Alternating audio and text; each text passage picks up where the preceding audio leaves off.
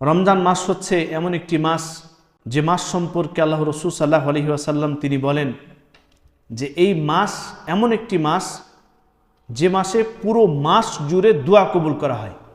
পুরো মাস জুড়ে কোনো একটা সময় এরকম নাই যে সময় দোয়া আপনার কবুল করা হয় না।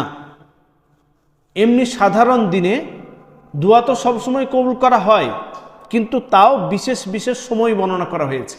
যেরকম সেজদারত অবস্থায় দোয়া করুন, আজান এবং একামতের মধ্যবর্তী সময়ে দোয়া করুন, দোয়া কবুলের স্থান এটা। সালাতরত অবস্থায়, সালাম ফেরার পূর্বে, ফরজ নামাজের পরে, ঠিক আছে, এগুলো হচ্ছে সময়। তো এই সময়ে দোয়া কবুল হয়। রাত্রের তৃতীয় অংশে তাহাজ্জুদের সময়, এ সময়ে দোয়া কবুল হয়। কিন্তু রমজান মাস হচ্ছে এমন একটি মাস যে মাসে পুরো মাস জুড়ে আপনার দোয়া আল্লাহ সুবহানাহু ওয়া তাআলা কবুল করেন।